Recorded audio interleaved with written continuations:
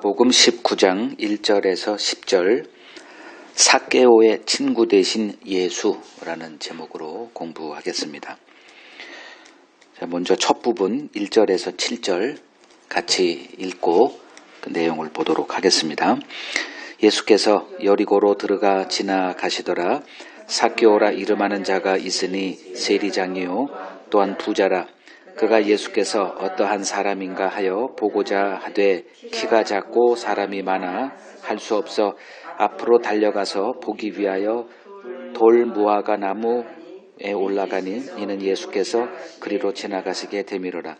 예수께서 그곳에 이르사 쳐다보시고 이르시되 삭개오야 속히 내려오라. 내가 오늘 내 집에 유하여야 하겠다 하시니 급히 내려와 즐거워하며 영접하거늘 무사람이 보고 수군거려 이르되 저가 죄인의 집에 유하러 들어갔도다 하더라. 자, 이제 여리고성에 주님이 들어가십니다. 이제 예루살렘에 거의 이제 이르렀어요. 그 여리고에 이제 들어가서 이게 지나가는 과정이에요. 거기에 뭐 머물 생각도 없고 주님은 지금 이제 예루살렘에 그 도착해서 6월절 주님이 계획하신 그 일을 이제 수행하시면 됩니다. 그래서 그곳에 들어가 지나가시더라 이렇게 1절에 기록을 해놓고 있습니다.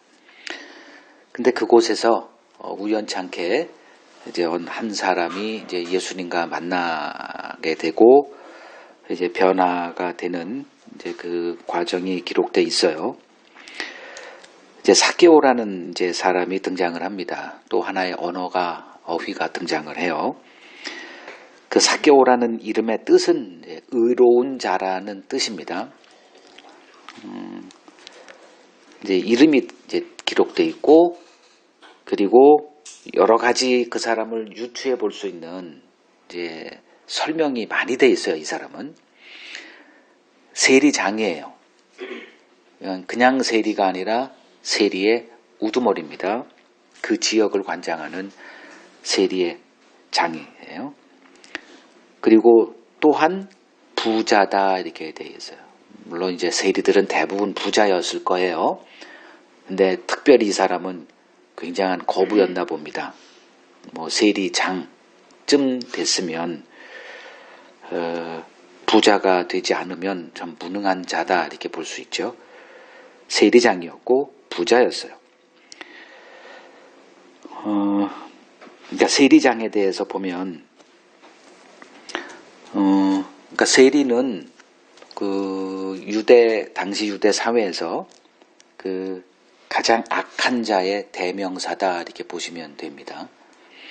그러니까 우리나라 사람들은 이제 일제 그 압제 당한 그것이 생생하게 이렇게 남아 있기 때문에 그 유대인들이 로마의 압제 당시 어떤 고통을 당하고 또 그 상황 속에서 로마 제국에 이렇게 부역했던 자들 그 대표적인 자가 이제 세리죠. 남의 나라를 뭐하러 정복하겠어요? 거기서 세금을 뜯어서 자기네로 가져가고 또 노예도 좀 이렇게 착취도 하고 뭐 그건 목적이에요. 근데 그 정책은 언제나 똑같습니다. 이 제국주의가 되고 식민지 경영을 했던 나라들은 다 동일해요.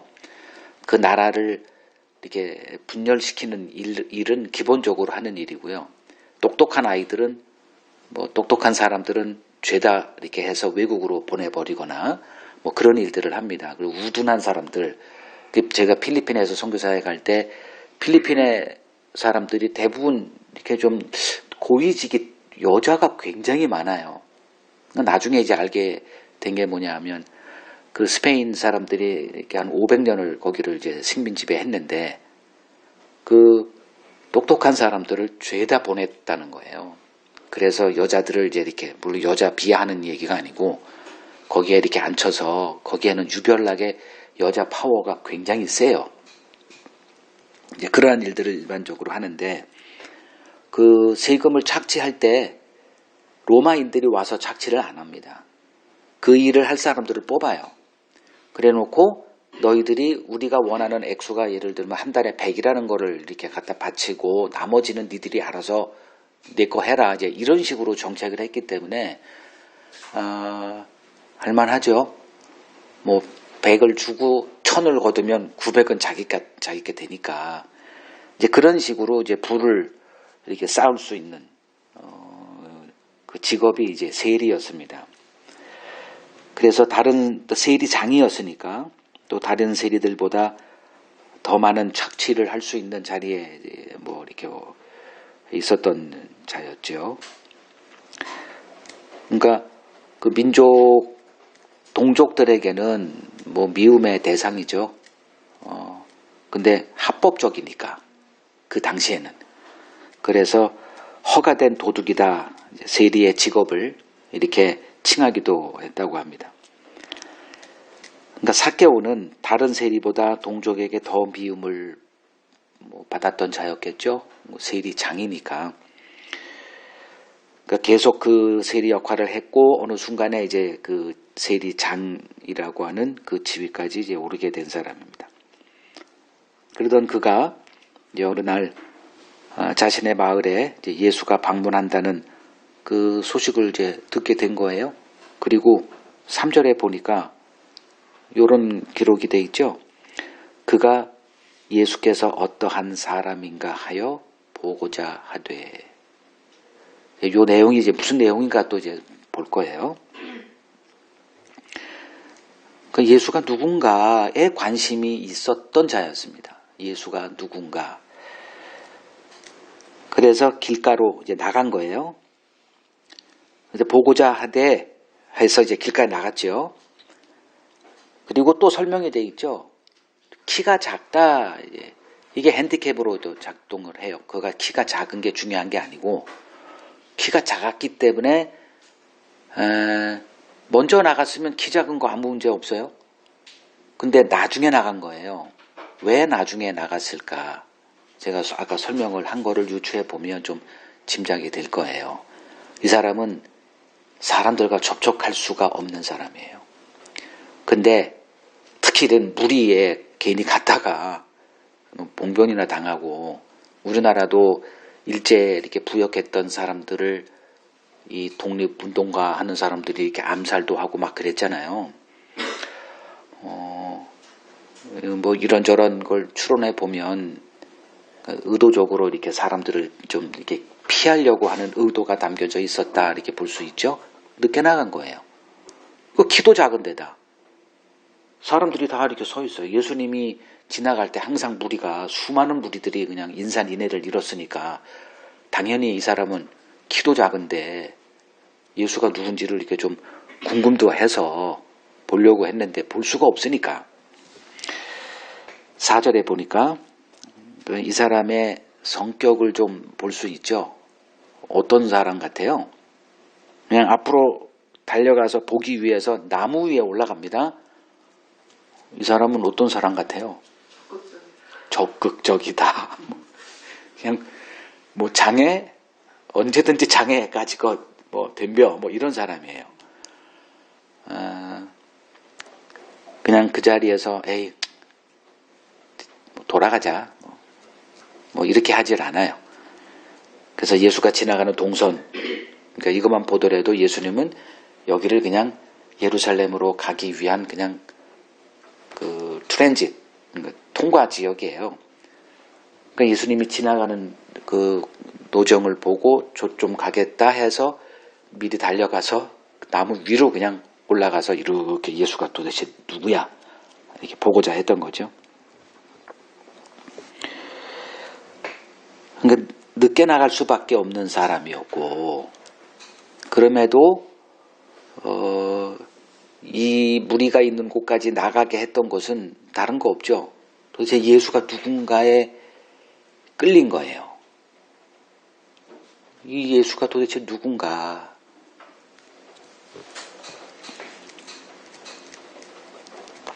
자, 그 지점에 이제 예수님이 이르게 되죠.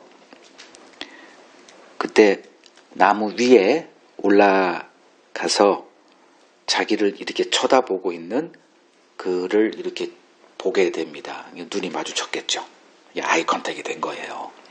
그때 이제 예수님이 그의 이름을 불러요. 삭개오야. 그리고 뭐라 그래요? 속히 내려오라. 내가 오늘 네 집에 유하겠다, 이 말씀을 이렇게 외치는 거겠죠. 거리상으로 봤을 때도 삭개오야, 속히 내려오라. 내가 오늘 네 집에 유하겠다. 자, 이 삭개오의 입장을 한번 생각해 보세요. 삭개오가 그 오랜 기간 동안에 포기한 게 있죠. 돈 때문에 하나를 얻으면 하나는 포기해야 돼요.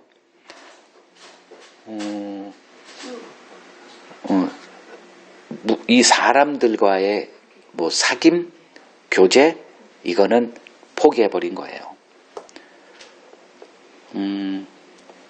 사실을 공부한다거나, 꿈을, 외교가 안 되겠다. 저도 선교사 이렇게 돌아다니면서 거기에 현지에 있는 그 한인 대사관, 이렇게 초대를 이제 해서 한번 이렇게 대사관 집에 가서 그 대사와 식사를 한 적이 한 번 있는데, 이거는 완전히 호텔급이에요. 집도 집이거니와 그 현지인이 이제 셰프가 거기에 상주하면서 밥을 이렇게 합니다. 그러니까 서빙을 하는데 이건 완전히 호텔급이에요. 그러니까 외교관 그 직이 이렇게 사는구나를 난 처음 봤습니다. 근데 예절 어떤 그 에티켓 같은 거는 그 함부로 그러니까 밥맛은 별로 없어.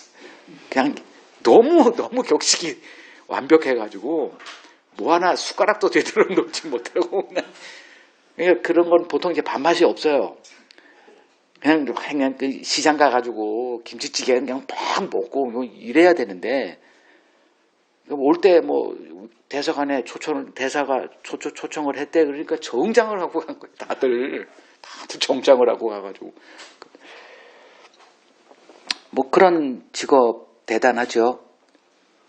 또 검사, 판사, 이 지위, 이런 사람들은 한 10여 년, 20년 동안에 모든 것들을 포기할 수밖에 없죠. 그걸 쟁취해야 되니까. 그러니까 이 사람도 이 세리라고 하는 의사가 된다거나 외교관이 된다거나 이런 거하고는 본질적으로 다르잖아요. 동족의 피를 빨아먹고 내 부를 채우는 사람이니까 완전히 단절시켜버린 거예요. 근데 예수가 누군가 이게 너무 궁금한 거예요. 그래서 그 궁금함이, 예수에 대한 그의 관심이 그를 나가서는 안 되는 자리까지 이렇게 나가게 됐는데, 거기서 의외로 모든 사람들의 멸시와 그 따가운 눈초리를 받고 있는 그 순간에, 그 모든 주목을 받고 있는 그 자가 내 이름을 알아요. 삭개오야. 어느 누구도 내 이름을 부른 적이 없잖아요. 여러분 이름을 누가 부르는 사람이 있어요? 아마 이름 저도 없어요. 한번 잘 보세요. 여러분 이름을 이렇게 다정하게 불러본 그렇게 불림당한 적은 있나? 그 이름을 불러요. 삭개오야.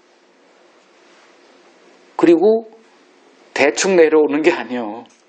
속히 내려오라. 이 얘기는 들어본 적이 없는 거예요. 모든 사람들이 그 사람이 나타나면 이렇게 거리를 이렇게 더 멀리 떨어져. 근데 예수가 자기를 보더니 내 이름을 알아요. 삭개오야. 속히 내려와라. 그리고 대화를 하자는 것도 아니에요. 네 집에 오늘 내가 들어가서 하룻밤 자야 되겠다는 거예요. 그러니까 이 얘기가 이 삭개오의 입장에서 어떻게 들렸을까 한번 생각해 보라는 거예요. 이건 다른 거예요. 바리새인들이 예수님을 초대 많이 했죠. 그리고 예수님이 응해서 이렇게 가기도 하고, 그 분위기와 지금 이 분위기는 이게 다르죠. 여태껏 누가 자신의 이름을 이렇게 다정하게 불러준 적이 없는 사람이었어요. 속히 내려오라는 이 말, 이 경찰이 속히 와라 그러면 이거 다르죠. 근데 속히 내려오라는 이 말이 이렇게 다정스럽게 들린 적은 아마 태어나서 처음이었을 겁니다. 그래서 예수의 말에 이제 급히 내려가죠. 이게 6절에 보니까 급히 내려와 즐거워하며 영접했다 이렇게 되어 있습니다.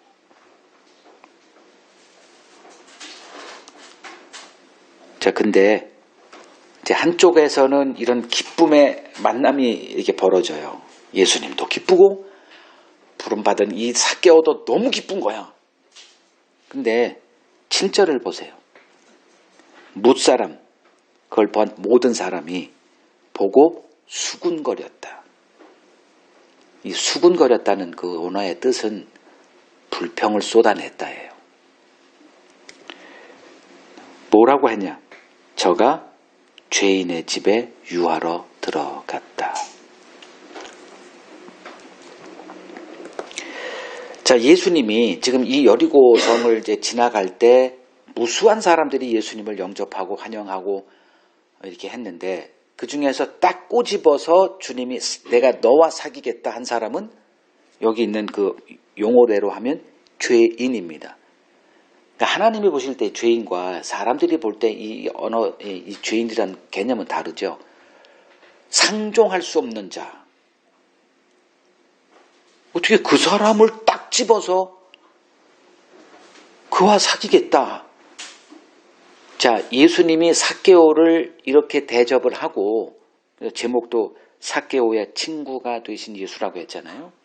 삭개오를 친구 삼고 그와 사귈 때 이 일로 인해서 예수님은 득이 됐어요? 손해가 됐어요?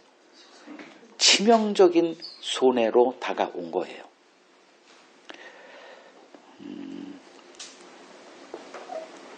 그러니까 삭개오란 사람, 그래서 이렇게 설명을 좀 장황하게 한 거예요.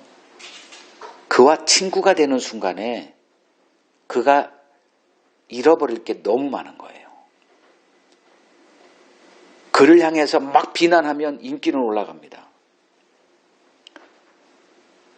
예수님이 그거 몰랐겠어요?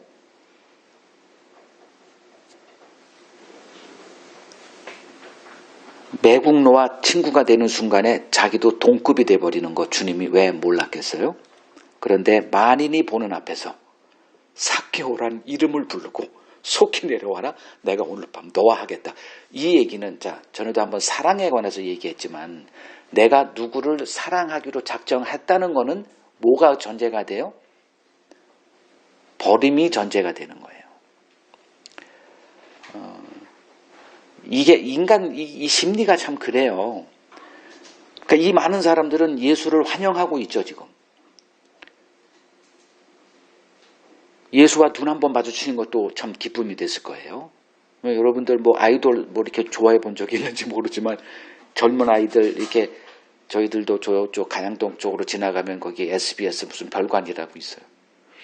거기에 젊은이들 그 아이들이 그냥 카메라 올 있던 모는 카메라를 들고 난리가 아니에요. 뭐 한 수백 명이 몰려 있어. 그럼 뭔가 보면 이제 무슨 뭐 아이돌이라 그러죠.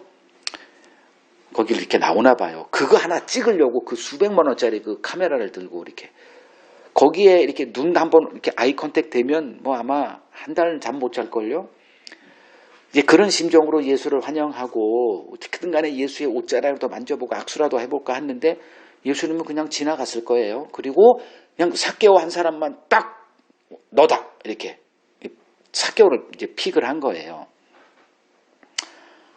그러니까 이제 다른 사람들은 상대적인 뭐라고 그래요? 소외감, 박탈감 이런 것들이 당연하죠. 그러니 수군거리는 거예요. 주님이 그들과 악수를 다 하고 했으면 이러지 않았을 거예요.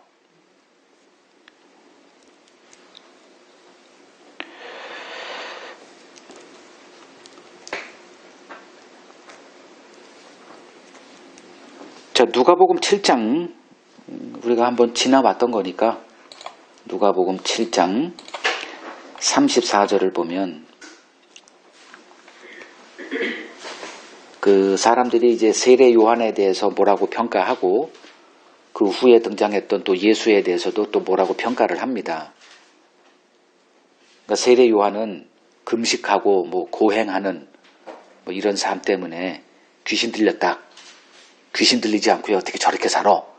또 예수는 먹기를 탐하고 포도주를 즐기는 사람이요.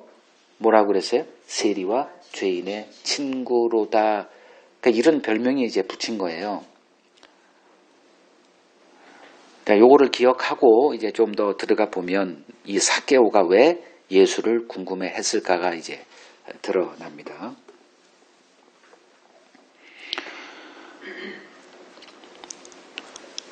그러니까 여기서도 마찬가지죠.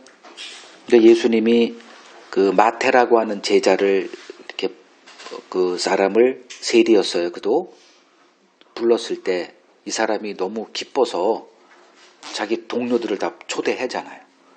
그 큰 잔치를 벌였다 그래요. 그러니까 돈이 많으니까 큰 잔치라 그랬겠죠. 그러니까 자기 동료들을 다 부르고 거기에 주빈으로 예수님을 이렇게 초대한 것을 바리새인들이 보고 수군거려져. 거기도 어떻게 저런 자와 하나님의 보냄받은 선지자라고 하는 자가 어떻게 저런 자들과 같이 사귀어 먹고 마셔? 그때 주님이 얘기한 게 있죠. 의사는 환자에게 필요하지 건강한 사람에게 의사가 필요 없지 않니? 뭐 이런 것들. 그러니까 예수님이 이 세리와 친구가 되는 순간에 예수님은 엄청난 손해를 이제 감당해야만 했어요. 근데 지금 여리고 여기서도 동일하게 그 일을 주님이 이제 하시는 거죠. 만인이 보는 앞에서. 자, 무리들은 뭘 보고자 예수를 환영을 했을까? 이렇게 몰려들었을까? 뭐 지금까지 우리가 본 바로는 예수님이 가는 곳마다 병자를 고쳤어요. 귀신 들린 자들이 이렇게 등장을 하고 이런 일은 구약에서는 보기가 힘든 거였어요. 근데 주님이 등장하면서 세례 요한 때는 아예 없었고 예수님이 등장하면서 이 병자들을 고치는 일이 이건 대단한 일이거든요. 여러분 질병 하나씩은 있죠. 여기 뭐 또 감기 들어가지고 있으니 뭐 그런 거야 뭐 좀 한 일주일 뭐 이렇게 좀 참으면 되지만 이 지병이 있는 사람들은 참 불행합니다. 불치병 같은 것도 뭐 안진뱅이라든가 중풍이라든가 나병 뭐 이런 것들 뭐 맹인이 보지 못한다거나 아예 죽었던 사람도 살리고 그러면 이 정도면 이 급이 다른 거예요. 그러니까 이 사람들이 이렇게 몰려든 거는 이러한 소문이 이미 바닥에 퍼진 거예요. 가는 곳마다 이런 일이 벌어졌거든요. 그걸 구경하러 나온 거죠. 혹시나 또 자기 뭐 대부분 하나 질병증은 있지 않습니까? 다 고쳤다니까. 그래서 이제 몰려드는 건데 근데 이 삭개오는 달라요. 지금 삭개오가 뭐 병 고치는 그것을 보고자 갔을 리라고는 이제 보여지지가 않아요. 이 세리 이걸 가지고 있었던 사람, 이러한 목표를 갖고 인생을 살았던 사람. 예수가 3절에서 기록되어 있듯이 그가 예수께서 어떠한 사람인가 하여 보고자 했다. 바로 이것 때문에 아까 읽었던 세리와 죄인의 친구된 세리는 자기예요. 누구도 나 같은 사람을 친구로 여기질 않는데 나를 친구로 삼는 자가 있었다. 이 소문이 들린 거니까 이게 예수가 도대체 누구야? 누구도 나를 같이 하려고 하지 않고 우리 집에 찾아오지도 않는데 이 사람이 도대체 누굴까가 이 사람의 관심사였어요. 도대체 이 예수는 누굴까? 이 하나의 관심사가 이 사람을 그 무리에게로 이렇게 나가게 한 거죠. 주님이 이런 사람들을 만나 주십니다. 여리고 성에서 그 한 사람을 주님이 나무 위에서 있는 그 사람을 이제 발견한 거예요. 그 사람을 딱 보는 순간에 예수님의 이제 뭐가 발동이 되냐 하면 창세전에 택함받은 자들이 있잖아요. 누구 안에서 택함받아요? 그리스도 안에서. 주님이 그걸 모르셨을까요? 그냥 하나님이 일방적으로 누구를 택했다면 뭐 모를 수도 있다고 쳐요. 근데 모든 자를 하나님이 내 아들 안에서, 즉 그리스도 안에서 다 택한 자들이에요. 그걸 왜 모르셨을까? 이건 불가능한 일입니다. 그냥 딱 보는 순간에 저놈이구나 이렇게. 이 주님의 기쁨은 아마 상상을 초월했을 겁니다. 그들 때문에 온 거거든요.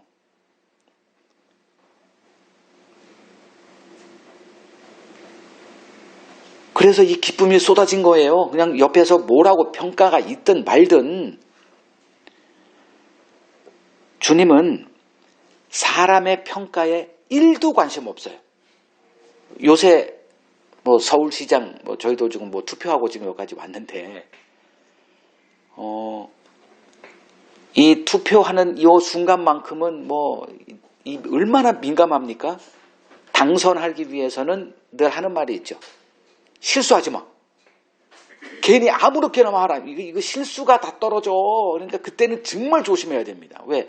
이 여론이라는 게 한순간에 뒤집어지기도 하고 정말 초긴장 상태일 거예요. 한마디 한마디 조심하고 허리는 기름을 발라가지고 이거 잘해야 돼요.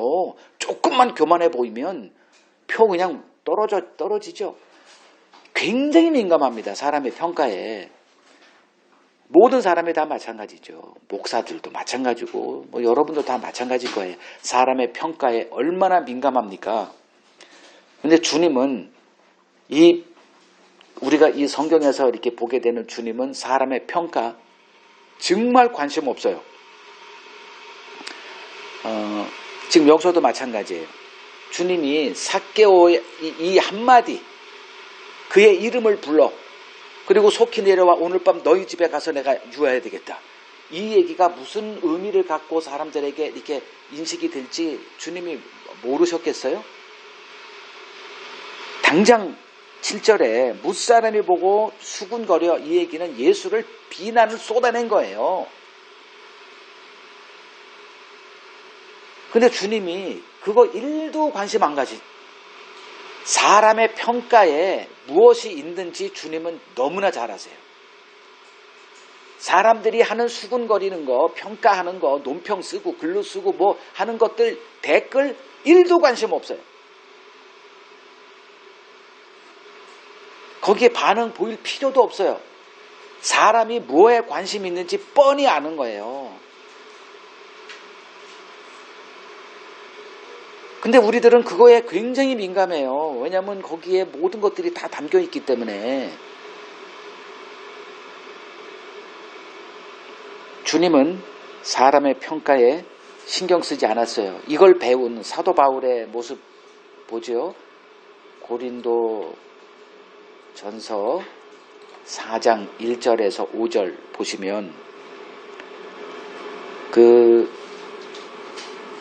사람이 마땅히 우리를 그리스도의 일꾼이요 하나님의 비밀을 맡은 자로 여길지어다. 그리고 맡은 자들에게 구할 것은 충성이다. 즉 복음을 맡은 자에게 하나님이 기대하시는 것 딱 하나 있대요. 충성이라고 합니다. 그럼 복음을 맡긴 자의 평가만 바라보면 되는데 이상하게 사람들의 평가가 들어와요. 거기에 관심을 갖게 됩니다. 목사는 성도들이 하는 말이 있죠. 성도들이 무슨 말을 하나 거기에 관심을 가져요. 정치인들이 이렇게 여론에 관심을 갖는 거랑 똑같습니다. 그래놓고 3절 4절 내가 다른 사람에게 판단받는 것이 내게는 매우 작은 일이라. 그리고 나도 나를 판단하지 않는다. 내가 자책할 아무것도 깨닫지 못하나 이로 말미암아 의롭다 하심을 얻지 못한다. 다만 나를 심판하실 이는 주시니라. 주님의 평가만이 평가다.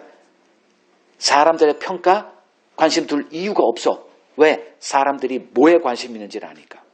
그래놓고 5절 그러므로 때가 이르기 전 곧 주께서 이리 오시기까지 아무것도 판단하지 마라. 즉 판단하지 말라는 건 사람의 평가에 관심 두지 마. 그가 어둠에 감춘 것을 드러내고 마음의 뜻을 나타내시리니 그때 각 사람에게 하나님으로부터 칭찬이 있을 거야. 이 정도의 자기 정리가 돼 있어야죠. 이거 정리가 안 돼 있으면 복음을 제대로 전할 수가 없죠. 사람들이 복음을 이해도 못해요. 복음의 세계는 이 땅에 속한 게 아니에요. 복음은 이 땅의 것을 파괴시키는 내용이 담겨 있습니다. 그리고 하나님이 원하시는 하나님의 나라, 그 하나님의 나라에는 하나님의 의밖에 없어요. 이 세상의 관심사는 인간의 의라고 하는 인간의 평가의 중심에 인간의 의가 있어요. 인간의 어떤 처세술, 대인관계, 뭐 등등 그런 것들이 다 담겨 있죠. 이것을 부수러 부수는 그 도구가 복음이에요.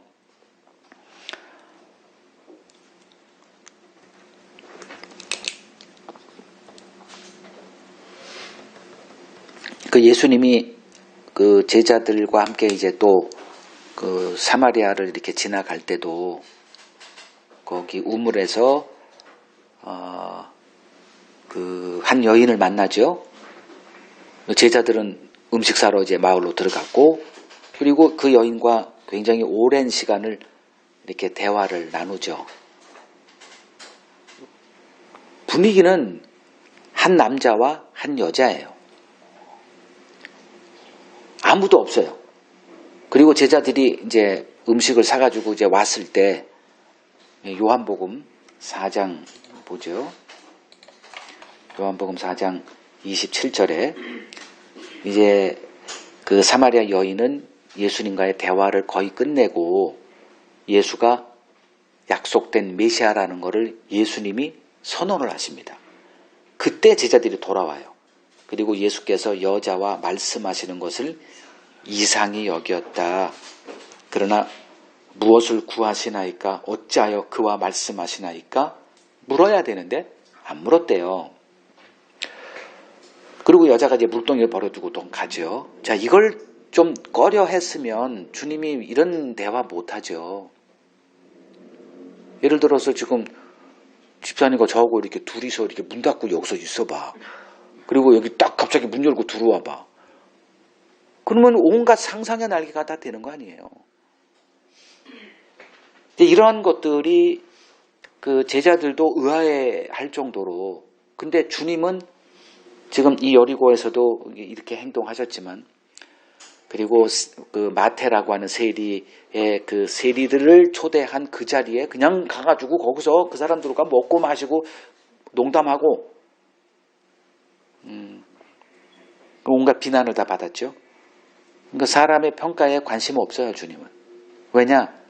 목적이 너무나 분명해요. 주님이 택하신 자들을 이 땅에서 건져내는 그 하나에만 관심이 있었기 때문에 그래요.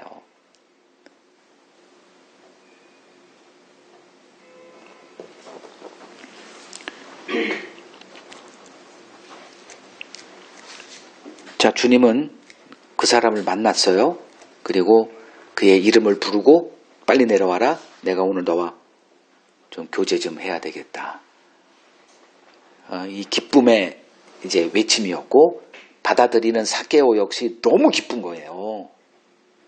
자기를 환영해 주는 사람 한 명도 없었는데 내 이름도 알아. 내 이름을 그렇게 다정하게 불러. 속히 내려오래. 그래서 즉시 내려가서 이제 예수님을 영접합니다. 자, 이러한 그 구원이 벌어지는 장소가 바로 이런 일이 벌어지는 곳이에요. 이런 자기 양을 찾은 그 목자의 기쁨이 쏟아지는 곳이고, 길을 잃고 방황해가지고 어떻게 살아야 될지 모르고 있는데 찾아와서 참 길을 제시해주는 그 목자를 만난 양의 기쁨. 이게 이 구원에 벌어지는 현장에서 벌어지는 일입니다.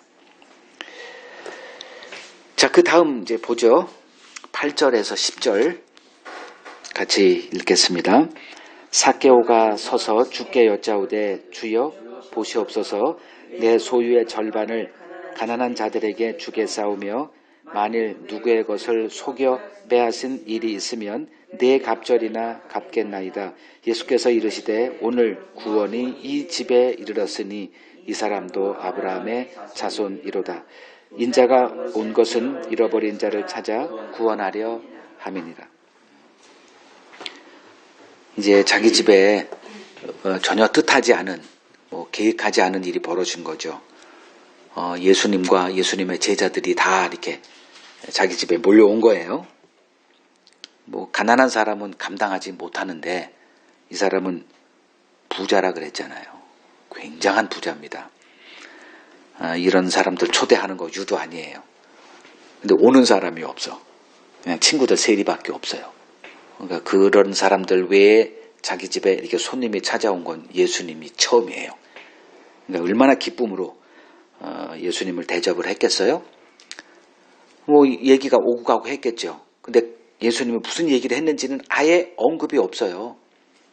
그냥 뜬금없이 8절에 그 예수님을 초대하고 식사 대접을 했겠죠. 저녁 식사 이렇게 대접을 하고 있는 순간에 이 사람이 벌떡 일어나요. 그래 놓고 주님께 이런 얘기를 이제 쏟아 놓습니다. 주여 보시옵소서 내 소유의 절반을 가난한 사람에게 주겠사오며 만일 누구의 것을 속여 빼앗은 일이 있으면 내 갑절을 갚겠습니다. 자, 이 사람은 어떤 삶을 살아온 사람이에요? 빼앗는 삶. 돈을 바라보고 살아온 사람이에요. 그의 머리에는 돈밖에 없어요. 그렇지 않고서는 세리가 될 수가 없어요. 그냥 실용적인 거 하나, 명예, 진작의 포기, 구원, 포기, 이 땅의 삶. 나는 그래, 지옥 갈 거야. 이런 결단 없이 세리가 됐을까요? 자, 딴 나라 같으면 이게 좀 웃기는 얘기가 될지 몰라도 유대인입니다. 이 사람들은 기본적으로 하나님을 어려서부터 배운 사람들이에요. 어릴 때 세리가 되겠다고 하진 않겠죠. 어릴 때는 하나님의 말씀을 배웠을 거예요. 어느 부모도, 도둑된 부모도 자녀들에게 성경을 가르쳤을 거예요. 유대인의 입장에서 설명하는 거예요. 뭐가 옳은지 알아요. 그러니까 이 인간의 양심은 지식에 따라서 반응하는 양심이잖아요. 에스키모인들은 누가 이렇게 손님이 오면 밤에 자기 아내를 준다고 그러잖아요. 준다는 게 아니라 이렇게 자기 이렇게 내준다고 그러잖아요. 그건 우리가 볼 땐 이런 이 동물 같은 짐승 같은 사람들이 있어. 근데 그 사람들은 그게 지식에 따라 행하는 거예요. 그게 윤리 도덕의 그런 기준이 다르니까. 그러니까 이 사람도 어려서부터 이 율법을 아는 사람이었고, 지금 당장 나오잖아요. 이거 지금 예수님과 대화할 때 율법 공부했을까요? 그런 게 아니에요. 정확하게 성경에 있는 대로 한 거예요. 네배라는 거는 성경을 알고 있었다는 증거예요. 네배를 갚아라가 돼 있거든요. 그렇다면 그걸 다 알고 있는데 이 길로 세리의 길 그리고 세리장이 돼서 이렇게 살아가고 있다는 얘기는 구원은 진작에 포기한 사람입니다. 근데 포기했다고 구원이 감각도 그런 게 없어지는 건 아니에요. 자, 이렇게 말하자 주님이 선언을 하죠. 오늘 구원이 이 집에 이르렀다. 이 사람도 아브라함의 자손이다. 이거는 있을 수가 없는 거예요. 어떻게 아브라함의 후손 세리가. 아니에요. 이건 누구든지 인정을 못하는 말이에요. 그리고 인자가 온 것은 잃어버린 자를 찾아 구원하려 함이다. 이렇게 말씀을 하십니다. 그리고 이제 끝이에요. 자, 삭개오는 어떤 사람이었는가? 이제 동족의 피를 빨아 자신이 원했던 그 돈을 축적을 해왔던 사람입니다. 그에게 가장 중요한 것은 돈이에요. 굉장히 실용적인 사람이죠. 그래서 동족 배신하는 거 눈 하나 깜짝하네요. 그 세리라는 직업을 택해서 로마인의 부역자 노릇하며 살았던 죄인의 삶? 이걸 왜 모르겠어요. 그 죄인의 삶도 마다하지 않고 살아왔던 자입니다. 그래서 이 길을 선택할 때 과연 구원, 아브라함의 후손, 이게 뭔 필요가 있느냐, 팽개쳐버렸던 사람입니다. 그는 자신이 하나님 앞에 나아갈 수 없는 죄인이라는 것을 누구보다도 잘 인식하고 있었던 사람입니다. 그런데 어느 날 예수라고 하는 소문이 자기에게도 들려옵니다. 근데 그 예수가 바로 세리와 죄인의 친구라는 그 소문이었어요. 그 소문이 딴 사람에게는 비난의 대상도 될 수 있지만 이 사람에게는 당사자예요. 그러면 나도 만나줄 수 있다는 얘기 아니겠어? 라고 하는 그 기대. 이것이 아까 3절에 기록되어 있는 예수께서 어떠한 사람인가 하여 보고자 한 그것입니다. 그 소문이 사람들이 모여있는 그 길가로 내몰았던 거예요. 그런데 그곳에서 예수가 자기를 알아봐요. 자기 이름도 알고 있습니다. 속히 내려오라고 합니다. 그리고 하룻밤 너희 집에서 머물면서 대화 좀 하자. 그는 여태껏 사람들의 무시와 외면 받으며 살아온 자였습니다. 그런데 예수가 그를 친구로 삼은 거예요. 그래서 급히 내려와서 그도 그를 영접하게 된 겁니다. 이 주님의 은혜가 그의 굳은 마음을 부드러운 마음으로 바꾸어 놓았습니다. 그 증거가 돈을 내놓았다는 거예요. 이 사람에게 생명은 재산이에요. 잘 생각해 보세요. 여러분들이 하루 24시간을 어디다가 투자하고 사십니까? 돈 버는 거예요. 돈은 곧 여러분들의 삶이고 생명입니다.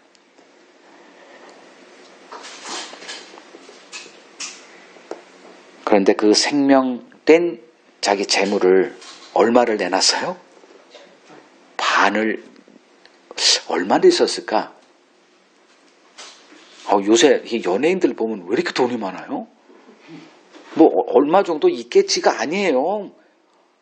상상을 초월해요. 빌딩 있는 거는 말할 것도 없고요. 지금 BTS 같은 경우는 이미 빌딩은 몇 채씩마다 갖고 있을 거예요. 그래서 미국의 무슨 유명한 가수들의 소속사를 이번에 보니까 다 샀다고 그러더라고요. 전 세계를 돌면서 쓸어 담는 돈이 아마 상상을 초월할 거예요. 이 사람도 갈구리로 다 이렇게 긁어 모았겠죠. 근데 그거를 예수 하루 잠깐 만난 거예요. 뭔 변화가 생긴 거예요. 이 돈에 매여 있는 이 마음이 풀려났네요. 그냥 갑자기 밥 먹다가 말고 주님 보세요. 내 재산 절반을 내놓겠습니다.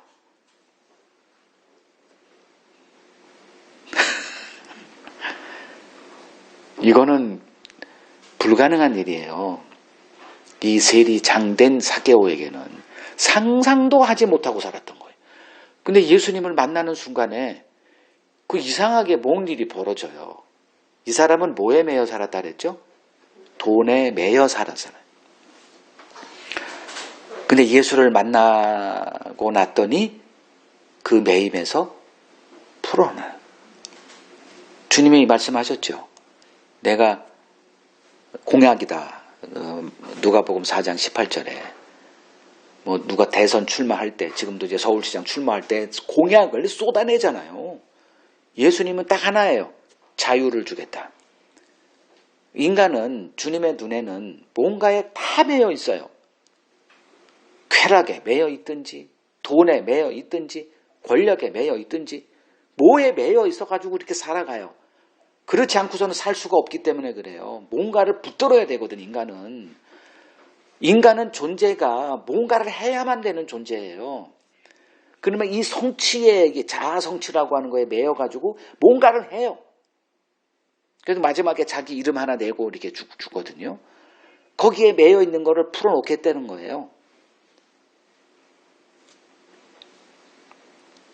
그 일이 지금 삭개오에게 벌어졌네요. 자기 재산 반을 내놓습니다. 그리고 누구에게 토색한 거 있으면 4배로 갚겠다. 요거는 이제 그 레위기 6장 5절 또 출애굽기 이렇게 다 나와 있어요. 율법에 알고 있었어요. 못하고 있었는데 주님을 만나고 나서 주님 앞에서 이 매임에서 다 풀려난 거예요. 한순간에 재산 절반이 그에게서 나갔습니다. 그리고 토해낸 게 이 사람 한 일이 토색한 거 아니겠어요? 그래서 이 불을 싸지 않았겠어요? 한순간에 뭐가 됐어요? 예수 만나고 나서 뭐가 됐어요? 거지가 된 거예요. 절반은 남아있겠지가 아니에요. 4배로 다 갚아야 돼요.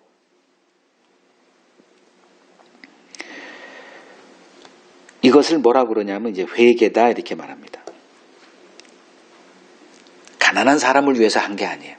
주를 보고 해놓은 거예요. 이게 주님을 만났을 때 벌어지는 일이에요.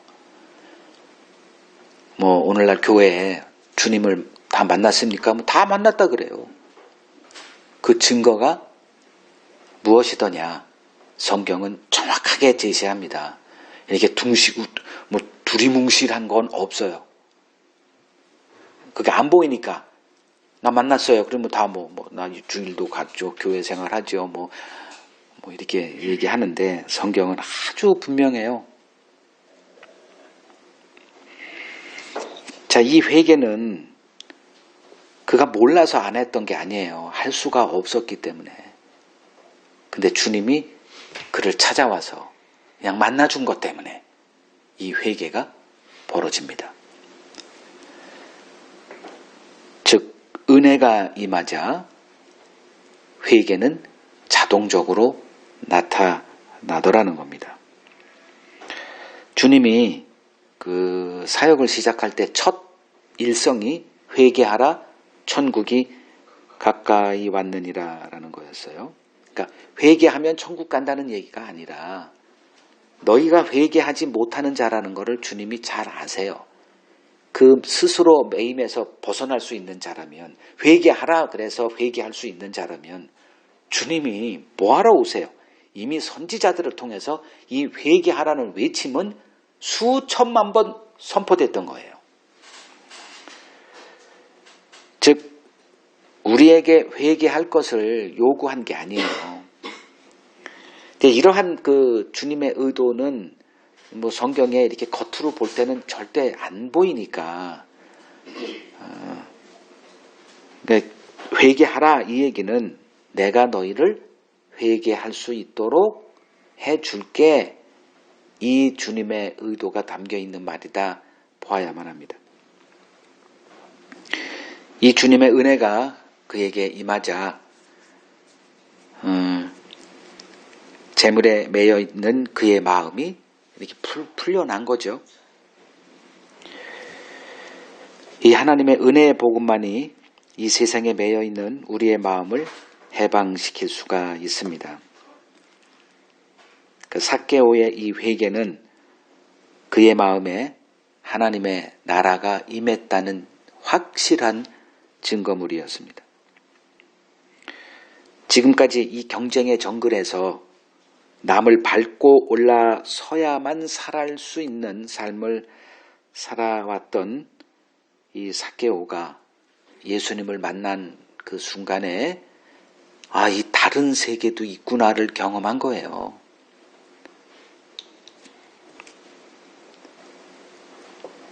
친절한 삭개오가 만난 이 예수를 만난 자들입니다. 그리고 그 예수를 만난 후 삭개오가 경험한 매임에서 자유함을 경험한 자들이에요. 이런 것을 이제 우리가 내 구원, 내 믿음을 검증하는 기준이 되어야 됩니다.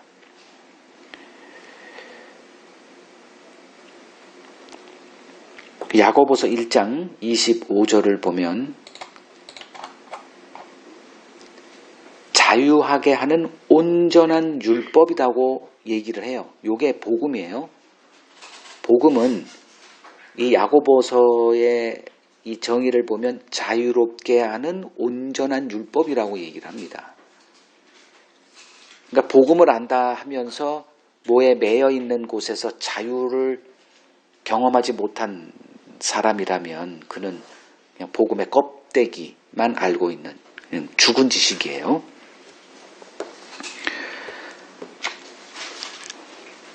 그러니까 예수님이 삭개오 집에 들어가자 그 7절에 사람들이 수군거렸다, 비난했다, 그 비난을 쏟아 부었다 이렇게 되어 있죠. 매국노 삭개오 그의 이름을 알고 있어. 그리고 우리 모든 사람을 다 제외해놓고 그 한 사람을 콕 집어서 사귀겠대 라고 이렇게 불평을 이제 쏟아냈죠. 죄인의 집에 들어갔다. 이 말 속에는 예수를 어떻게 봤다는 거예요. 예수도 역시 뭐밖에 몰라? 돈밖에 모르는 자야. 결국 예수도 이런 생각을 하게 되겠죠. 예수도 별 수 없구나. 이게 수군거림의 본질이에요. 역시 뭐 해야 돼? 돈 있어야지 예수님도 초대가 돼. 이렇게 생각을 했을 겁니다. 이들은 죄인을 찾아 회개시키러 오신 예수를 알지 못합니다. 예수가 돈 밝혔다면 이미 이 세상 모든 돈을 다 챙겼을 거예요. 죽은 자를 살린 것만 해도 몇 명이고요. 가는 마을마다 모든 질병을 다 고쳤다고 합니다. 질병 없는 사람 없듯이 그 사람들에게서 이렇게 사례비 챙겼어도 떼돈 벌었겠죠. 이건 세리장 할아버지가 와도 벌 수 없는 돈을 이미 예수님은 챙겼을 거예요. 사람들은 그런 걸 생각하지 못해요. 그냥 눈앞에 보이는 어떤 것만 보고 상처를 입고 막 비난을 쏟아내요.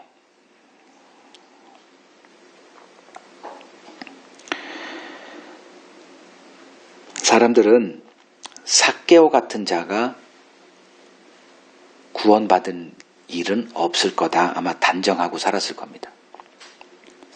근데 주님은 그 사람을 콕 집어서 거기를 들어가요.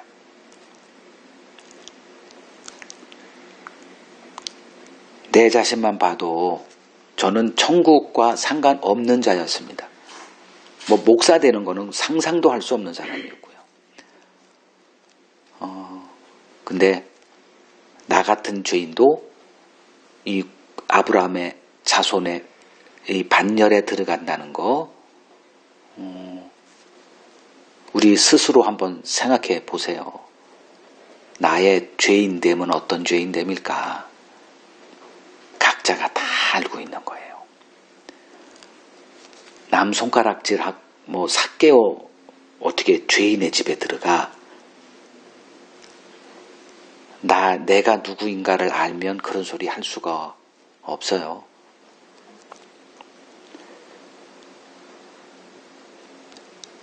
나를 찾아와서 나를 친구 삼으시고 나와 교제하시고 이런 주님을 만났다면 더 이상 다른 사람을 이러한 육신의 관점으로 보아서는 안 됩니다. 교회는 예수님을 만나 의인된 죄인들이라는 한 공통 분모를 갖고 모이는 자들이에요. 죄인이라는 본질은 하나도 바뀌지 않습니다. 그냥 예수님의 그 의의 옷을 입었다는 거 하나 때문에 아브라함의 후손됨의 이 자격을 얻어요. 그래서 교회는 죄를 알고 있는 자들이어야 합니다. 죄를 모르면 수군거려요. 죄를 알게 되면 수군거릴 일이 없습니다. 죄를 알기 때문에 하나님의 의의 눈이 열린 자들이에요. 하나님의 의를 알게 되면 하나님의 은혜를 알게 됩니다. 그 하나님의 은혜 안에서 새 피조물이 되는 경험을 한 자들이 교회입니다. 그 대표적인 주자가 삭개오였어요. 예수님과 만나서 무슨 대화를 오래 했겠습니까? 그러나 예수님의 은혜가 그에게 압도한 거죠. 그냥 그의 세계를 파고 들어가서 그의 모든 삶을 분해시켜 버렸어요. 그 하나님의 은혜가 그의 옛사람을 벗어버리게 하고 새 사람을 입게 한 겁니다. 오늘 삭개오의 친구 되신 예수를 살펴보았습니다. 삭개오의 친구, 그분이 바로 우리의 친구가 되어주신 예수님이십니다.